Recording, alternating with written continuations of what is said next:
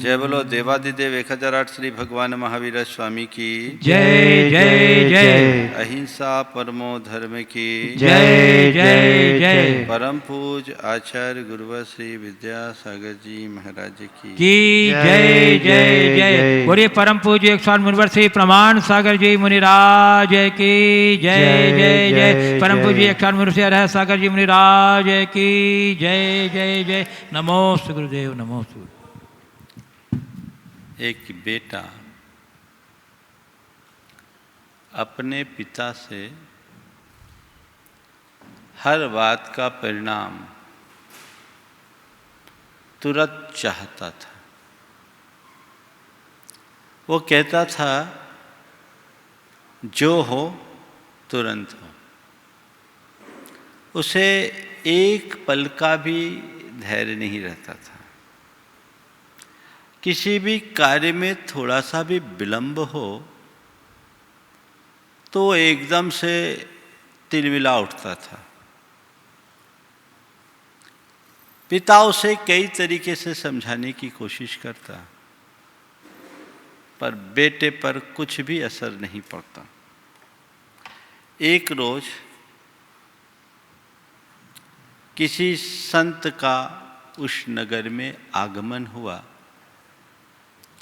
पिता अपने बेटे सहित उनके प्रवचन सुनने के लिए गया। प्रवचनोपरांत उसने अपनी व्यथा संत के समक्ष प्रकट की। संत ने पिता पुत्र दोनों की बातों को बड़े धैर्यपूर्वक सुना और उसके बाद बेटे को एक तरफ बुलाया और उससे एक आम का पौधा लगवाया। बेटे ने सेठ संत की बात का अनुकरण करते हुए तुरंत पौधा लगा दिया। जैसे लौट कर आया, पौधा लगा दिया, वो लगा दिया। जाओ आम उगाया होगा ले आओ। अभी किसे जाओ देखो तो आम उगाया होगा ले आओ। वो गया, आम तो उगा नहीं था। लौट के आया, बोले गुरुदेव उसमें आम नहीं लगा। 5 मिनट बाद फिर बोला देखो अब उगाया होगा जाओ। उसे लग तो रहा था कि इतनी जल्दी आम कैसे उगता है, फिर भी संत की बात का लिहाज करते हुए वो गया, आम नहीं उगा। थोड़ी देर बाद फिर उसने कहा देखो अब तो उगाया होगा। उसने सोचा शायद संत प्रवर का कोई चमत्कार हो गया, ना उगा। चौथी बार जब संत ने उसे जाने के लिए कहा देखो आम उगाया, बोले गुरुदेव 3 बार देखा है वहां आम उगा नहीं है। आम बोले जा चौथी बार एक बार और तो देख क्या आम नहीं उगा। आम नहीं उगा। अब की बार जैसे ही 5वीं बार कहने को हुआ, कहा गुरुदेव आप बार बार क्यों भेज रहे हैं, वहां आम उगेगा क्या, ऐसे कोई आम उगता है? संत ने पूछा ये बताओ आम क्यों नहीं उगा? आम का पेड़ है तो आम तुरंत उगना चाहिए। नहीं गुरुदेव, आम का पेड़ धीरे धीरे बढ़ता है और उसके बाद जब बड़ा होता है, उसका सीजन आता है, तभी आम फलता है। तो संत ने कहा बस मैं तुझे यही तो समझाना चाहता हूँ, जैसे आम का पेड़ भी समय पाकर फलता है, वैसे ही संसार का हर काम समय पाकर के ही फलता है। मुश्किल यह है कि आम के बड़े होने तक, फलने तक का धैर्य, धीरज, पेशेंस तुम्हारे भीतर रहता है, लेकिन किसी काम को पूर्ण होने का पेशेंस क्यों खो बैठते हो? अपने जीवन को सफल बनाना है तो पेशेंस रखिए। आज पी फॉर पेशेंस की बात है। मनुष्य को अपने जीवन व्यवहार में पेशेंस रखना चाहिए। अगर देखा जाए पेशेंस या धैर्य एक ऐसा गुण है जो सभी उपलब्धियों का आधार, चाहे व्यवहारिक जीवन की बात हो, चाहे व्यापार की बात हो, चाहे परिवार की बात हो या आध्यात्मिक उत्कर्ष की बात हो, अगर आपके अंदर धैर्य है तभी आप सफल होंगे, और धीरज नहीं तो आप अच्छा अवसर भी खो देंगे। आजकल देखने में यही आता है कि लोग व्यवहारिक जीवन में तनिक भी धैर्य नहीं रखते। हमें चाहिए कि हम धैर्य रखना सीखें, अभ्यास बनाएं। आप अपने मन को पलट कर देखिए, आपकी मानसिकता क्या कहती है। किसी भी कार्य में आपके मन में धीरज रहता है या उतावलापन, आप पेशेंस रखते हो या इम्पेशेंट, क्या स्थिति होती है? ज़्यादातर आप पाओगे कि मन में कोई इच्छा उठी, हमें तुरंत उसका रिजल्ट चाहिए। होता है, नतीजा क्या निकलता है? बना बनाया काम बिगड़ जाता है ना? आप मान लीजिए व्यापार कर रहे हैं और कोई व्यक्ति ये सोच करके व्यापार करे, अपनी योजना बनाए कि मैं व्यापार करूंगा और उसमें मुझे फट से सफलता मिलेगी। पर मैं आपसे पूछता हूं, ऐसा कोई भी व्यक्ति हुआ है इस दुनिया में कि आज व्यापार किया और आज ही उसकी अंतिम परिणति तक पहुंच गया? टाइम तो लगता है ना। जिसके अंदर पेशेंस होता है वो उपलब्धियां पाता है, और जो पेशेंस खो देता है वो टूट जाता है। मैं दो भाइयों की बात कर रहा हूं आपसे। दो सगे भाइयों ने एक ही जगह अपने किसी शुभ चिंतक के कहने पर निवेश किया। पहले ने ये सोचकर निवेश किया कि मुझे 3 साल तक उसे देखना ही नहीं है, और दूसरा ये सोचकर निवेश किया था, उसे ये बताया गया था कि थोड़े ही दिनों में डबल होगा। अब क्या है, पहला जो 3 साल के लिए निश्चिंत होकर के रखा था वो उधर देखा ही नहीं कि मुझे 3 साल उधर देखना ही नहीं, और दूसरा रोज उसका रेट देखे, रोज उसका रेट देखे, रोज उसका रेट देखे। थोड़े दिन रेट चढ़ा पर उसको लगा कि डबल हो जाना चाहिए। इसी बीच उसका रेट गिरना शुरू हुआ। जब रेट गिरने लगा तो उसे लगा ये तो उल्टा सौदा है, मैं किसी के गलत सीख पर आगे बढ़ गया, शायद ये मेरा स्टैंड गलत होगा।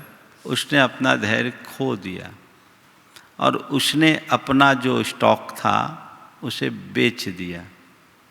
संयोग जिस दिन बेचा उसके दूसरे दिन से उसका दाम बढ़ना शुरू हो गया, और बढ़ता बढ़ता बढ़ता बढ़ता वो चीज़ 10 गुनी कीमत का हो गया। जिस भाई ने धैर्य रखा उसने 10 गुना फायदा पाया, और जिसने अधीरता में उसे बेच दिया वो बाद में पछता रहा है, मैंने अधीरता न की होती तो मैं भी ये कमा लेता। भैया तुम्हें तो खुद समझना चाहिए। हालांकि ऐसे कार्यों में आप लोग अपना धैर्य तो फिर भी रख लेते हैं, लेकिन अपने अन्य जीवन व्यवहार में आप क्या करते हैं?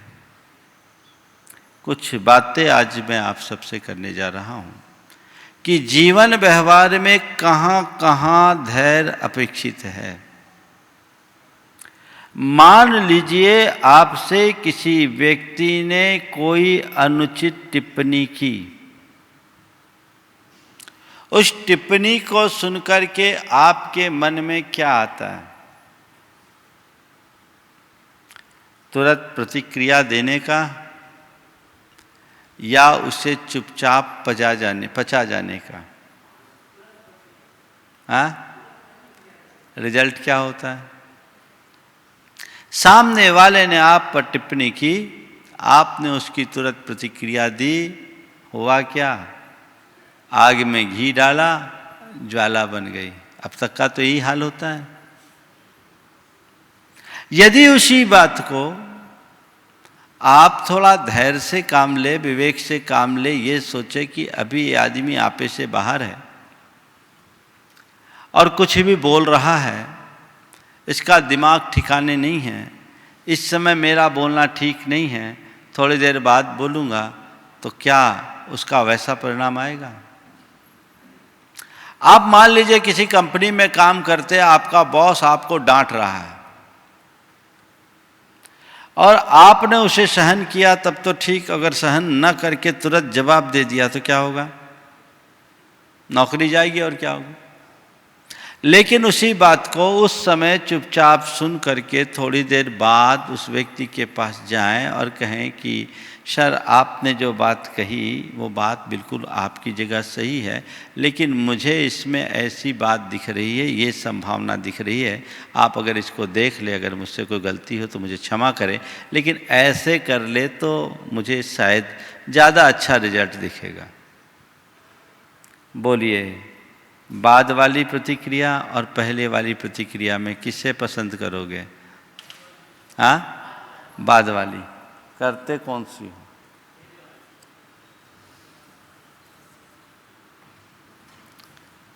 करते कौन से हो? तब पहली वाली प्रतिक्रिया क्यों?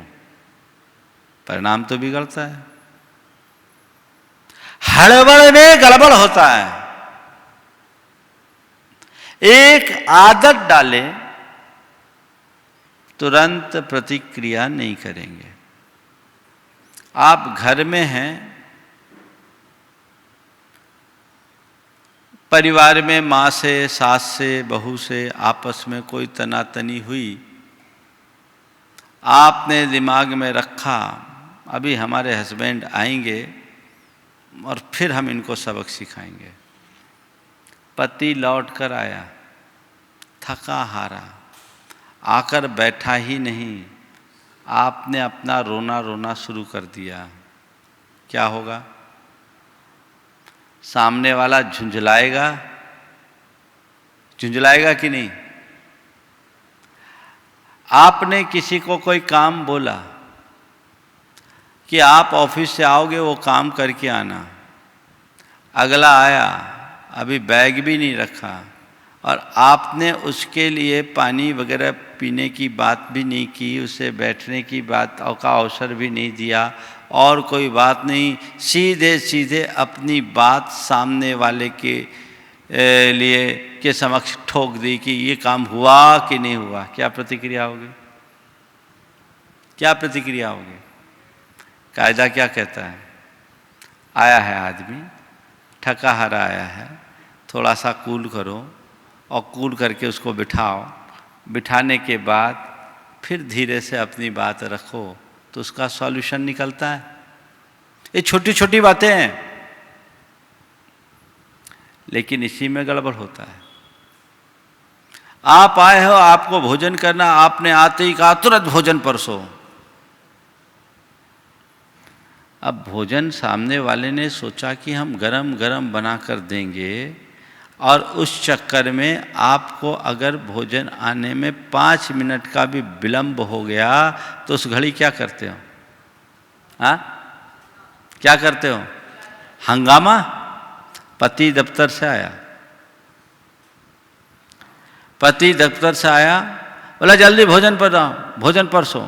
10 मिनट रुको, तैयार कर रही हूँ। जल्दी भोजन परसो। पत्नी ने कहा 10 मिनट रुको, भोजन तैयार कर रही हूँ। पति ने कहा इतनी भूख नहीं सही जाती, मैं तो सीधा अब होटल चला।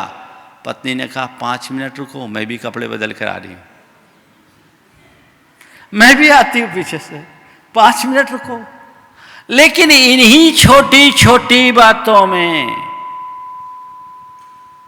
है बहुत साधारण सी बात, अभी गहराई की बात तो मैं आगे करूंगा, लेकिन इन्हीं छोटी छोटी बातों में आप अपने आप को कितना ज्यादा अधीर कर देते हैं और इन्हीं कारणों से बहस होती है, लड़ाइयाँ होती है, तू मैं होती है।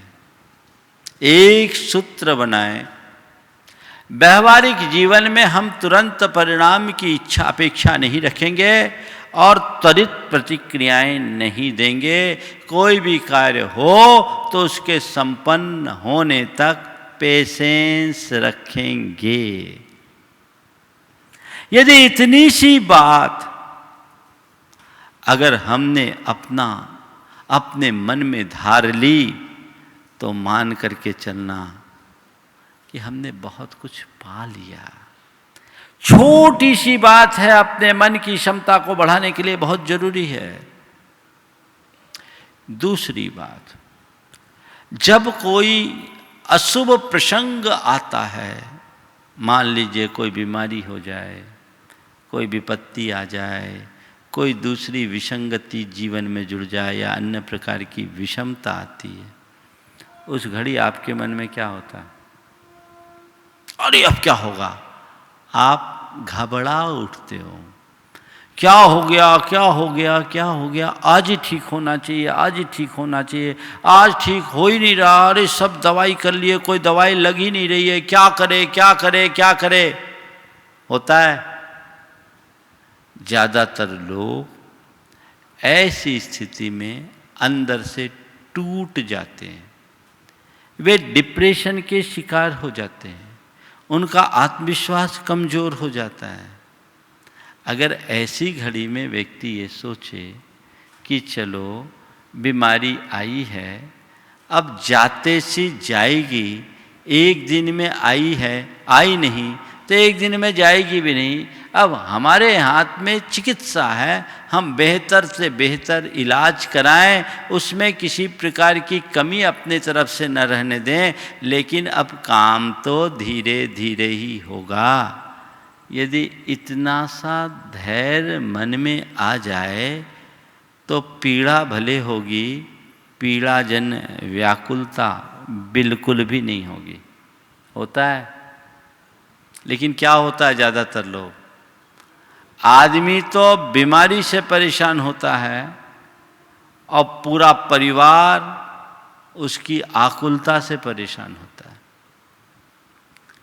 ये छोटी सी बात है, यहाँ हमें धैर्य रखना चाहिए।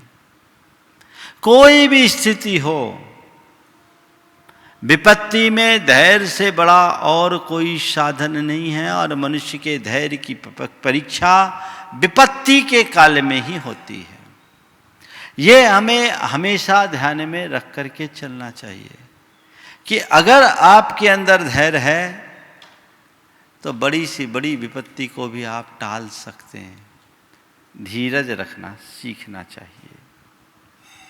एक बार ऐसा हुआ, एक पिता अपने बेटे के साथ कार से जा रहा था।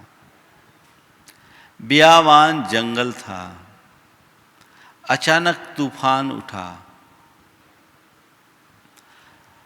बारिश होने लगी, इतनी घनघोर वर्षा कि कुछ दिखे भी नहीं, ढंग से कुछ दिखे नहीं। बेटा गाड़ी चला रहा था, घबरा उठा। उसने कहा, पापा भयानक तूफान है, कुछ दिख नहीं रहा है, आगे बढ़ा नहीं जा सकता। पिता ने कहा, बेटा चल आगे चल।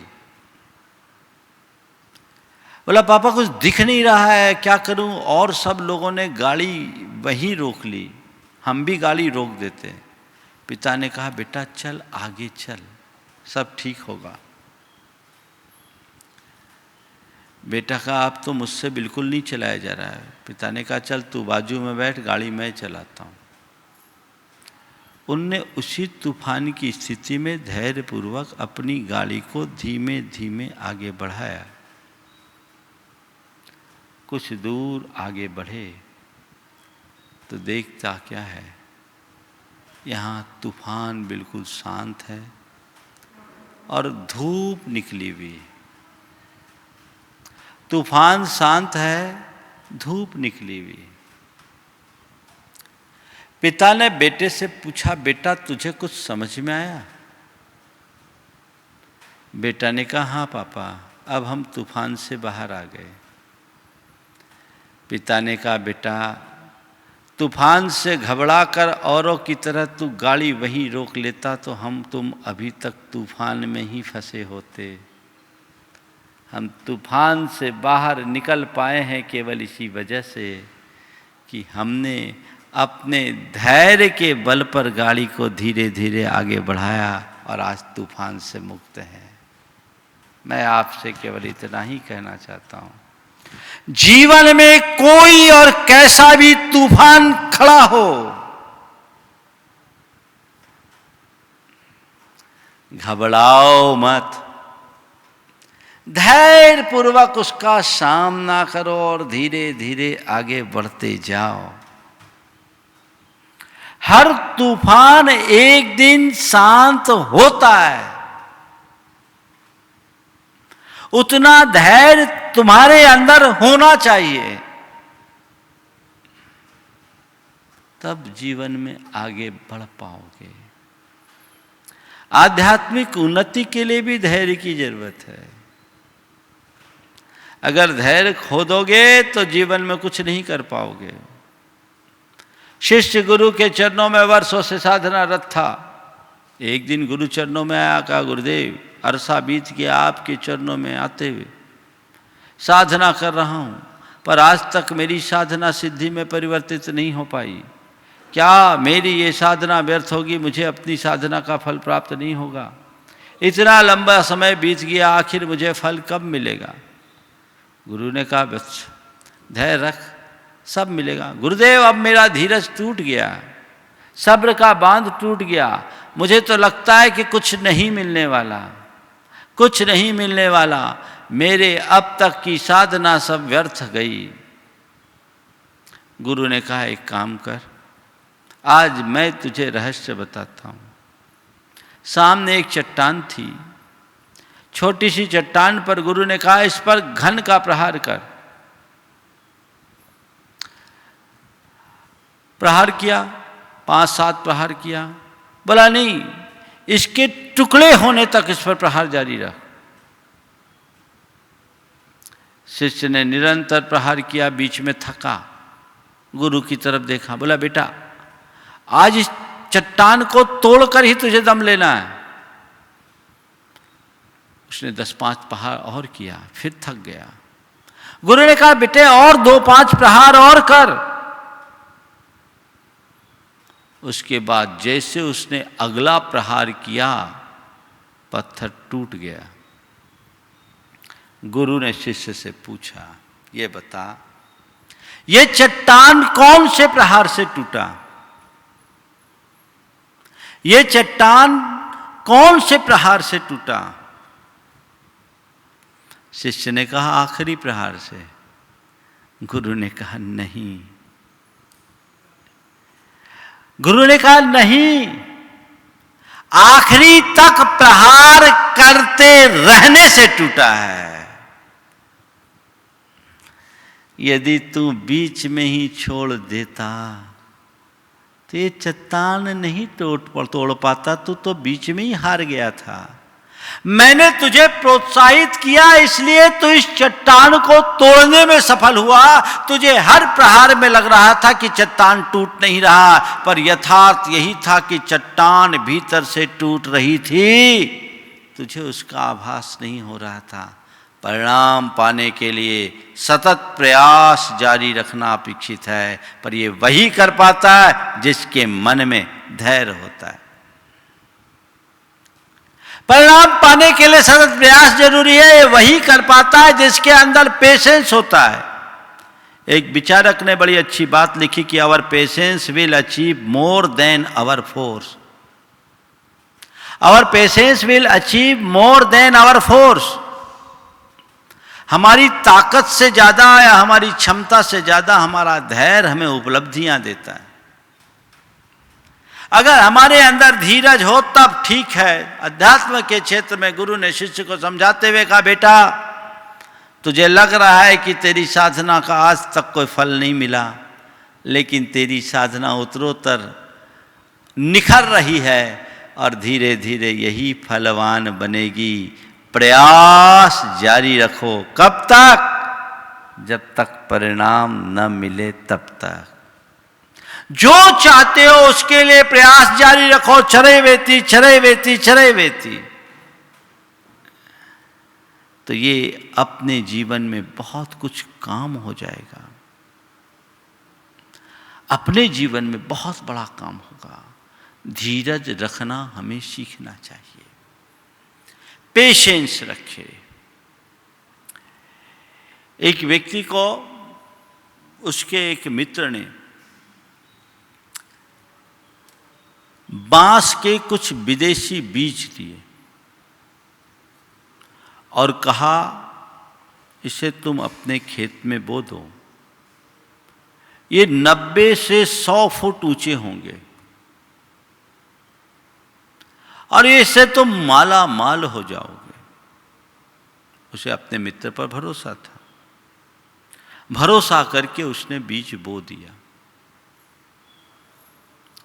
बीज बोने के बाद सप्ताह बीत गया, बीज अंकुरित नहीं हुआ, पर फिर भी वो विश्वासपूर्वक उस पर खाद पानी देता रहा। 1 सप्ताह बीता, 2 सप्ताह बीता, 3 सप्ताह बीता, पूरा महीना बीत गया। अभी तक उसमें अंकुर नहीं फूटा। अभी भी वो खाद पानी दे रहा था, लेकिन अब उसके आसपास के सारे किसान आकर के उसे उलाहना देना शुरू करे, भैया मेहनत व्यर्थ क्यों कर रहे हो, ऐसा कुछ नहीं होगा, तुम्हारा श्रम भी जाएगा और बीज भी जाएगा। लेकिन उसने कहा कि नहीं, मुझे अपना प्रयास जारी रखना है, क्योंकि मुझे कहा गया है कि ये बीज फलेंगे और 90 से 100 फुट ऊंचे बांस होंगे। ऐसा करते करते 1 वर्ष बीत गया, एक भी अंकुर नहीं फूटा। सब लोग उसकी हंसी उड़ाने लगे, कहने लगे ये तो पागल हो गया, व्यर्थ तुम श्रम क्यों कर रहे हो। एक बार ये लोगों की बातों का उस पर प्रभाव पड़ा, लेकिन तभी उसने कहा नहीं, जिस व्यक्ति ने कहा है वो व्यक्ति झूठा नहीं, ये बीज उगेगा, मुझे अपना क्रम जारी रखना है। बीतते बीतते 5 वर्ष बीत गए, एक भी अंकुर नहीं फूटा और लोग उसे पागल घोषित कर दिए। लेकिन वह व्यक्ति अनावरत उस बीज की सेवा में लगा रहा, समय समय पर पानी देना, खाद देना, खरपतवार हटाना उसका नित्य का क्रम बन गया। वो नित्य नियम से ही कार्य करता है।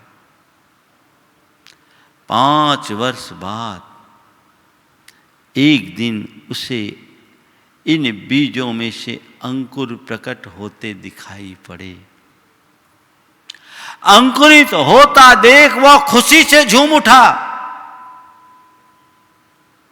गांव भर के लोगों को भी लगा कि 5 साल बाद ये अंकुर उठा, गजब। हफ्ते भर बाद देखा तो 9 फुट ऊंचे हो गए। दूसरे हफ्ते देखा 18 फुट के हो गए। तीसरे हफ्ते देखा 27 फुट के हो गए। सबको आश्चर्य का कोई पारावार नहीं। देखते देखते देखते देखते वो 90 और 100 फुट के हो गए। और उस बांस से उसने अपने उन सारे सपनों को पूरा कर लिया जिसे उसने गढ़ रखा था। कल तक जो उससे हंसी उड़ाते थे, अब सब उसे अपना गुरु बनाने लगे और सब उसका अनुकरण करने लगे। बस बात मैं आपसे केवल इतना ही कहता हूं, वो व्यक्ति उसमें सफल कब हुआ?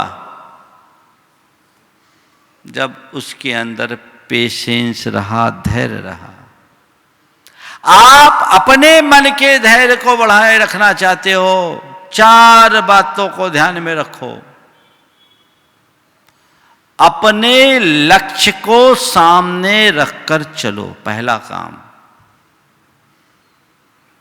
लक्ष्य को सामने रख कर के चलना है। जो हमें पाना, हमें केवल उसे देखना है, एकदम करते चलो। दूसरी बात, आत्मविश्वास पूर्वक अपना प्रयास जारी रखो। आत्मविश्वास पूरा रखो, प्रयास जारी रखो। उसका अगर आत्मविश्वास कमजोर हो गया होता, विश्वास कमजोर हो गया होता, प्रयास रोक दिया होता, तो जो उसने हासिल किया वो नहीं कर पाता। नहीं, स्थितियां बदलेगी, जरूर बदलेगी। आज नहीं तो कल हम होंगे निश्चित सफल। ये सोच अपने अंदर होनी चाहिए। आत्मविश्वास से अपने आप को लबरेज रखिए। परिणाम आएगा, आएगा, आएगा। और जब तक परिणाम नहीं आए तब तक मुझे प्रयास करना है, करना है, करना है। घबराना नहीं है। एक दिन तो घूरे के भी दिन फिरते हैं। फिरते हैं कि नहीं फिरते हैं? घूरे के दिन जहां कल तक कचरा है वहीं अट्टालिका खड़ी हो जाती है, महल खड़ा हो जाता है। प्रयास जारी रखो। आज नहीं तो कल, आज नहीं तो कल, आज नहीं तो कल ये होगा। आत्मविश्वास होना चाहिए। एक युवक मेरे पास आया, बड़ा हताश, निराश सा। वो 3 बार यूपीएससी का अटेम्प्ट कर चुका था, पर सफल न होने के कारण हताशा से भर गया था। उसका मन अधीर हो उठा था, हिम्मत तोड़ चुका था। मेरे पास आया। उसने कहा, महाराज मुझे लगता है कि मेरे जीवन में सुख है ही नहीं, मेरा जीवन यूं ही चला जाएगा। मैंने उससे जब बातचीत की तो उसने अपनी सारी बातें कही कि मैंने 3 बार यूपीएससी का अटेम्प्ट किया, जिसमें एक बार प्री निकाला, दूसरी बार मेंस और तीसरी बार इंटरव्यू भी गया, लेकिन वो सिलेक्ट नहीं हो पाया। हमने कहा, अरे इतने प्रतिभाशाली होने के उपरांत तुम हताश होते हो? तुम भाग्यशाली हो। लाखों बैठते हैं, उसमें से प्री में बहुत थोड़े निकलते हैं, मेंस में और कम निकलते हैं, इंटरव्यू में कितने निकलते हैं? बोले महाराज जितनी वैकेंसी होती है उससे 3 टाइम। हम बोले तुम बताओ, लाखों में से तुम 1000 में आए हो, भाग्यशाली हो कि नहीं? उसमें तुम सिलेक्ट नहीं हुए, हिम्मत क्यों हारते हो? 3 मौका बीता है, अभी 4था मौका तुम्हारे पास है कि नहीं? बोले महाराज एक अटेम्प्ट तो है, लेकिन अब मेरी फाइनेंशियल पोजीशन नहीं है, मैं कैसे क्या करूं, कुछ कर नहीं सकता। हमने कहा, अरे अपना कैरियर तो एक रिक्शा वाला भी पूरा कर लेता है, अखबार बेचने वाला भी अपना जीवन चला लेता है, हिम्मत क्यों हारते हो? धीरज पूर्वक लगो, एक बार और लगो, अपने खर्चे के लिए कोई ना कोई व्यवस्था कर दो, कुछ बच्चों को ट्यूशन पढ़ा दो। और तुमने इतनी पढ़ाई तो कर ही ली है, केवल अपना कंसंट्रेशन रखना है और अपने आत्मविश्वास को जगा करके धैर्यपूर्वक पेपर देना है। मेरे थोड़े से मोटिवेशन से उसका मन बदला, 4था अटेम्प्ट दिया और उसमें उसका सिलेक्शन हो गया। आज कस्टम का अधिकारी है। मन में धीरज चाहिए। कोई भी समस्या हो उसका सॉल्यूशन धैर्य से होगा, और जब तक परिणाम न हो आत्मविश्वास पूर्वक प्रयास जारी रखो। और नकारात्मक बातों, नकारात्मक लोगों से दूरी बना के रखो। ऐसे सलाहकार बहुत आ जाते हैं, रायचंदों की समाज में कमी नहीं है, जो तुम्हें डीमोटिवेट करते हैं, बिना मांगे सलाह देने आ जाते हैं, ऐसा कर लो, वैसा कर लो, ये कर लो, वो कर लो। होता है ना? अगर उनकी बातों में किसान आ गया होता तो रह गया होता। वो उन सब से बचता रहा, ऐसे ही तुम भी बचो। नकारात्मकता को अपने ऊपर हावी मत होने दो। नकारात्मक लोगों से दूरी बना के चलो, तुम्हारे मन में कभी अधीरता नहीं आ पाएगी। मन में धैर्य अपने आप बनेगा। ठीक है, आज नहीं कल बदलेगा। और भय और आशंका से अपने आप को मुक्त रखो। भय और आशंका से अपने आप को मुक्त रखो। मन में किसी प्रकार का भय और आशंका नहीं रहना चाहिए। जब तक डर और आशंका तुम्हारे मन में बनी रहेगी, कभी सफल नहीं हो सकोगे। तो सफलता के लिए धैर्य होना, पेशेंस होना एक बहुत बड़ी जरूरत है। हर काम में धीरज रखना शुरू कीजिए। उतावलापन से अपने आप को दूर रखने की कोशिश कीजिए। कर दिया, अब धीरे धीरे हो जाएगा। कई बार लोगों के मन में अधीरता आती है जीवन में आगत विषमताओं के कारण। मन टूटता है, क्या करे। कई बार लोगों के जीवन में एक के बाद एक ऐसी परेशानी पर परेशानी हावी होने लगती है और उससे आदमी फिर अंदर से टूट जाता है। एक प्रकरण मेरे पास आया, आप लोग भी सुनोगे ताजुब करोगे। एक व्यक्ति थोड़ा कर्जदार हो गया, और कर्जदार भी क्या, लगातार 10 वर्षों से उसे नुकसान पर नुकसान होता रहा। बाजार की बड़ी देनदारी हो गई और लेने वाले लोग उस पर सिर पर चढ़ने लगे। उसका मुझे मालूम पड़ा, उसके मित्र ने कहा, महाराज ये आदमी अंदर से टूट गया है। और एक दिन चर्चा में इसने कह दिया, ऐसा मन होता है कि मैं पूरे परिवार के साथ सुसाइड कर लूँ। आजकल तो ऐसा होने लगा है, बहुत सारे किस्से होते हैं। वो मुझे आकर के बताया, मैंने कहा उसको लेकर आओ। जब आया उससे मैंने पूछा क्या बात है। उसने अपनी सारी व्यथा कथा बताई। ज़्यादा बहुत कर्ज नहीं था, कुल 20 लाख का लोन था, कुल 20 लाख का लोन। लेकिन पिछले 10 वर्षों से लगातार नुकसान, और उसके लिए 20 लाख की लायबिलिटी एक बड़ी लायबिलिटी थी, क्योंकि एसेट्स के नाम पर उसके पास एक छोटे से मकान के अलावा कुछ नहीं था, और मकान भी कुल 10 लाख से ज़्यादा की नहीं। वो अंदर से टूट गया था कि मैं क्या करूं। उसने मुझसे कहा, महाराज जी मुझे लगता नहीं है कि मेरे जीवन में कभी सुख आएगा। ऐसे रोज रो करके जीने से क्या फ़ायदा। मैंने केवल उससे एक ही बात ही कहा, भैया घबराते क्यों, रात के बाद तो प्रभात होता है, तुम घबराओ मत। महाराज मेरे पास कुछ नहीं है। हम बोले अच्छा ये बताओ, तुम अपनी एक किडनी बेचोगे तो क्या मिलेगा। बोले महाराज कम से कम 5 लाख तो मिल ही जाएगा। हमने कहा तुम्हारे शरीर में से तुम अपनी एक आँख किसी को दे दो तो महाराज लाखों मिलेंगे। हमने कहा तूने कह दिया मेरे पास कुछ नहीं है, और तू अपना और अपने पूरे परिवार की हत्या करके आत्महत्या करना चाह रहा है। सोच, केवल तेरी एक किडनी तेरे कहे अनुसार 5 लाख की है, तेरी एक आँख लाखों की है, तो इतना तो केवल तेरे शरीर के 2 आर्गन का मूल्य है। और आर्गन्स को देख ले तो तेरी कीमत कितनी है। तू अधीर क्यों होता है, और तू अपनी किडनी के साथ पूरे परिवार की किडनी भर की मूल्यांकन कर ले, क्या होगा। महाराज मैंने ऐसा तो कभी सोचा नहीं। मैंने उसे समझाया, घबरा मत, रात के बाद प्रभात होता है। महाराज लोगों का सामना कैसे करूं, हिम्मत नहीं होती, सबकी देनदारी है। हम बोले मर जाना समाधान नहीं है, ये तो भागना है, सामना तो करना पड़ेगा। धीरज के साथ सामना करो, और एक काम करो, यहाँ से जाओ, जितने भी लेनदार हैं सबको विनय से बुलाओ, और बुला के अपनी वास्तविक स्थिति बता दो, और कहो मेरे पास मेरी जान है, इसके अलावा और कुछ नहीं। परिवार में उसके एक बेटा था, एक बेटी थी, पत्नी थी, 4 लोगों का परिवार था, माँ बाप थे नहीं। हमारी जान है, इसके अलावा कुछ नहीं, पर हमारे मन में आप सबको पैसा देने का पूर्ण मनोभाव हम आप सबका चुका सकते हैं। एक मकान है, इस मकान को आप लोग बेचकर आपको जितना जितना हिस्सा आए सो कर लें। बस मेरी एक ही भावना है, ब्याज मैं किसी का दे नहीं सकता क्योंकि मेरी वो स्थिति नहीं है। अब मैं धीरे धीरे मेहनत मजदूरी करके अपने जीवन को आगे बढ़ाऊंगा, जैसे जैसे कमाऊंगा वैसे आप सबको दे सकता हूं, इसके अलावा मेरे पास और कोई रास्ता नहीं है।